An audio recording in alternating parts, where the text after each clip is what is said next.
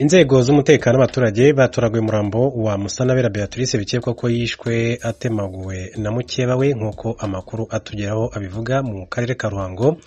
Musanabera Beatrice we mu kigero cy'imyaka 50 y'amavuko yari atuye mu mudugudu wa Nyaruye mu kagari ka Buhanda umurenge wa Bweramana mu karere ka Ruhango. Bamwe mu baturage bamenye ayo makuru y'urupfu rwe bavuga ko uyu mugore yatonganiye mu kabari n'umugore basangiye umugabo, basohoka basa n'abatashye ariko bagenda batonganira mu nzira. Mukeba we rero nk'uko babivuga yagiye mu nzu afata umuhoro aramutemagura asiga umurambo aracika. Bavuga ko ababashije kubona umurambo wa Musanabera Beatrice bahamya ko yatemwe bikomeye cyane ibice bitandukanye by'umubiri we ndetse kandi bamutemye ahasiga igitenge.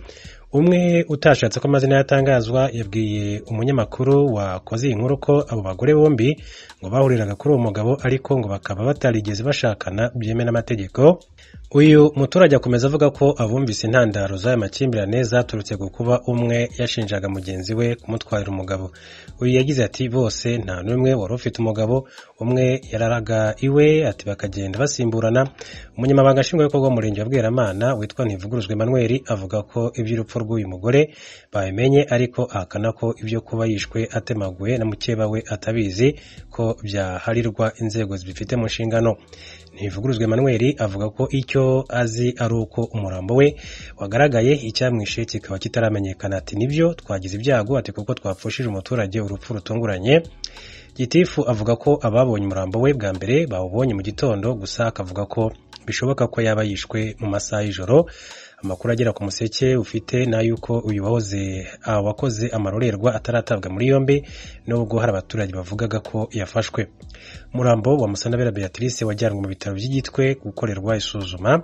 Musanabera Beatrice akaba akomoka mu karere ka Karongi murenge wa Ruganda, yari acumbitse muri uyu mudugudu wa Nyarubuye kubera guca inshuro, akaba asize umwana umwe nk'uko amakuru atugeraho abivuga. Muri Repubulika ya Demokarasi ya Kongo mbabwire ko DRC yemeje ko etat de siege igomba gusubukura ibikorwa byayo.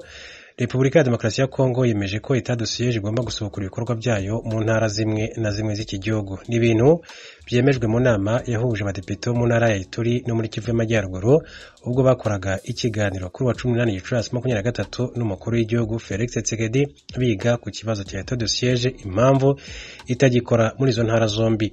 Amakuru dukesha abashinzwe itumanaho muri Presidence ya Perezida Felix Tshisekedi avuga ko habaye ikiganiro cyafashe umwanya munini hagati y'abadepite bo ku mpande zombi bagana Perezida Felix Tshisekedi ku kibazo cya etat de siege.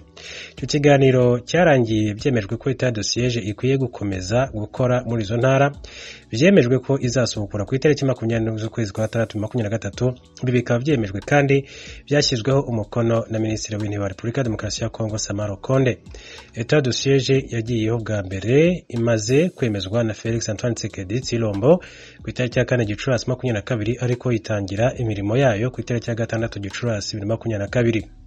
Ibi bibaye mu gihe inkuru zikomeje gucicikana ku mbuga nkoranyambaga social media za Kongo ko muri iki gitondo ku isaha 10:06 abanyekongo barirwa magana bahunze uturere twa Masisi maze intambara yo ikomeza yerekeza Isake. Umujyi wa Sake ukaba uherereye muri metero 27 ujya mu ntara Kivu y'Amajyaruguru werekeza mu mujyi wa Goma.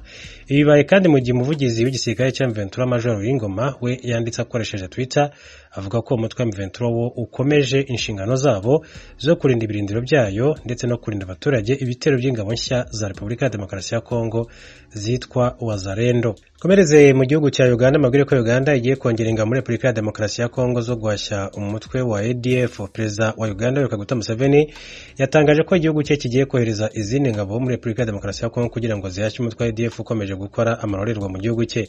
Museveni yabitangaje ku munsi w'ejo tariki ya 18 Gicurasi ubwo yagarukaga ku kababaro atewe n'izi nyeshyamba za ADF ziherutse kugaba igitero ku kigo cy'amashuri kigahitana abantu bagera kuri 41 barimo abanyeshuri 37. Ni igitero cyagabwe mu ijoro ryo kwa gatanu rishyira kwa gatandatu n'abajihadiste. Iki gitero kandi cyagabwe ku ishuri ryisumbuye rerere mu ntara ya Kasese hafi y'umupaka wa RDC. Abantu bitwaje imbunda bishe abanyeshuri 37 barimo abakobwa 20 n'abahungu 17 barabatema barangije baranabatwikira. Umuzamu w'ishuri hamwe n'abandi bagera kuri 3 nabo bishwe muri iryo joro.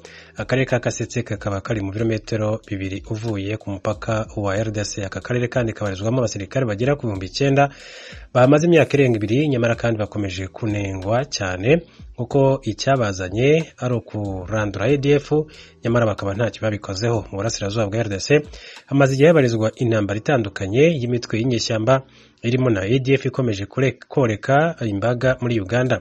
Icyemezo cyo kongera umubare w'abasirikare harabakeka ko bizateza ikibazo na cyane ko DRC ihora ishinja Uganda gufasha inyeshyamba za M23. Duhere ku makuru avugwa mu karere k'ibiyaga bigari. Abarwanyi b'umutwe w'iterabwoba wa ADF urwanya ubutegetsi muri Uganda bisha abantu barenga 40 barimo abanyeshuri 38 mu gitero bagabye ku ishuri ryisumbuye riri mu karere ka Kasese kari mu burengerazuba bw'igihugu. Ignatius Bayizi Kampala adufitiye inkuru irambuye. Inzego z'umutekano za Uganda zatangaje ko icyo gitero cyagabwe mu saa 5 z'ijoro ubwo batwikaga inzu abanyeshuri bo ku ishuri ryisumbuye rya Rubiriha riri ahitwa Mpondwe bararamo. Iryo shuri riri mu birometero hafi 2 uvuye ku mupaka uhuza Uganda na Repubulika ya Demokarasi ya Kongo. Atakimbia jamaa. Abo ni abasivili batuye Mpondwe ubwo bafataga abantu batandukanye babashinja kuba bakorana na ADF. Bakimara kubafata babashikirije abashinzwe umutekano. Uko niko byiriwe ahantu hatandukanye muri Rubiriha mu karere ka Kasese kari ku mupaka na Repubulika Iharanira Demokarasi ya Kongo. Abashinzwe umutekano bavuga ko igitero cagabwe n'umutwe w'iterabwoba wa ADF ufite ibirindiro mu mashamba y'igihugu cy'igituranyi. Itangazo ryasohowe mbere n'abashinzwe umutekano ryerekanye ko abanyeshuri 20 bishwe, ariko nyuma y'iperereza ryimbitse batahuye imirambo myinshi yatwitswe mu nzu y'abanyeshuri b'abahungu bituma umubare urenga 40. Mu nzu y'abakobwa ho bishwe baciwe imitwe no kuraswa, mu gihe abakobwa 6 nabo bavuga ko bajanywe ari bazima. Ibi byabaye mu gihe ingabo za Uganda zimaze umwaka urenga muri Kongo zikorana n'ingabo z'icyo gihugu kurwanya ADF.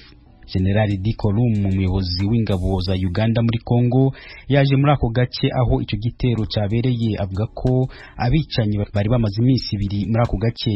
Huyo kijana iko umumu alipoonyesha shule yeye akaenda. Umusore weretse aba ADF aho iri shuri riherereye ari muri aka gace, yerekanye amazu atandukanye ay'abahungu n'abakobwa bararamo.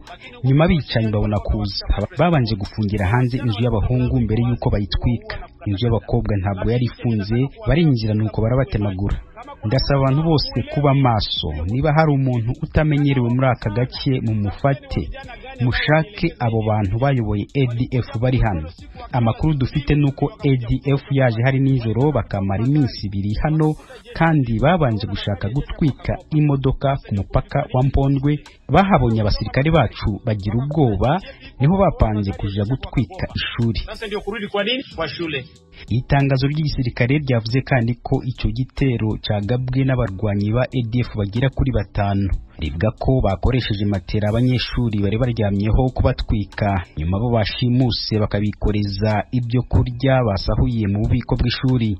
General Orum arasobanura ko abo bicanyi barimo guhigwa. Sasa hivi tumetuma ndege kila sehemu inaenda kuwatafuta. Ndege tayari kohereje indege mu mpande zose kugira ngo dushakishe abo bicanyi. Turashaka kubanza kugerageza kurokora abashimuswe. Doraha hari imirambo y'abanyeshuri batwikiwe mu nzu, ntabwo abavandimwe babo bashobora kubamenya. Polisi n'abandi bahanga bagiye gukora ibipimo by'amaraso kugira ngo bene wabo babamenye. Ya nani na mtoto ya nani? Sylvester Masereka, umuyobozi w'ibanze wako gace, aravuga uko byabaye n'ingaruka byateye mu karere ayoboye. Mu baturage ubwabo bicanyi basubiraga inyuma, bisha abandi bantu 2, abandi 8 barakomeretswa. Ibi rero akabituma umubare w'abapfuye ugera kuri 41. Ijwi rya Amerika ryavuganye n'umwe mu babuze ababo, avuga ko iki gitero cyabaciye umugongo. Ati nabuze abavandimwe barabanyeshuri ndetse n'abandi b'abaturage bishwe. N'igihe gikabije kandi nta magambo dufite yo gusobanura ibyabaye. Ni igihe cy'agahinda gakomeye. Si ubwa mbere y'umutuga b'ibitero muri aka gace ka Kasese. Mu 1998 nabwo bagabye igitero kuri indi shuri gihitanye abanyeshuri 80. Umutwe wa ADF unashinjwa kugaba ibindi bitero bitandukanye mu gihugu, birimo ku mabisi atwara abagenzi no ku murwa mukuru Kampala, nabyo byahitanye abatari bake. abashinzwe umutekano batangaje mu kwezi kwa 12 umwaka ushize kwako karere hamwe n'ibindi bice biri ku mupaka n'igihugu cya Kongo bishobora kwibasirwa n'ibitero bya ADF ifatwa nk'umutwe w'iterabwoba. Uyu mutwe wagerageje kugaba ikindi gitero ahitwa Semuriki hafi na Kasese nyine mu mpera z'umwaka ushize, nuko igisirikare gishobora kubasubiza inyuma no kubica mbere yuko bica abanyagihugu. Ignatius Bahizi, Ijwi rya Amerika, Uganda. Bamwe mu Barundi bahungiye mu Rwanda baravuga ko bamaze gutera imbere mu kwikorera imirimo itandukanye irimo ubucuruzi, ariko hari n'abandi bakirwana no kugerageza gushakisha ubuzima. Mu gihe hitegurwa kwizihiza umunsi mpuzamahanga wahariwe impunzi ku itariki ya 20 y'uku kwezi, Ijwi rya Amerika ryohereje umunyamakuru Desire Atungimana mu nkambi ya Mahama maze adutegurira inkuru ikurikira. Ikambi ya Mahama iri ku birometero birenga 170 uvuye mu gisagara ca Kigali mu buseruko ku rubibe u Rwanda ruhana na Tanzania. Irimo impunzi zirenga 57 zigizwe n'abarundi n'abanyekongo. Abarundi barenga 39.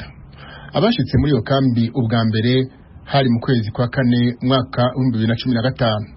Izo mpunzi zimaze imyaka 8 muri iyo kambi. Hari nyinshi ubuzima bwahindutse zigeranije uko zari zimerewe zigishika. Mukayizera Florence, umwe muri izo mpunzi, twasanze ariko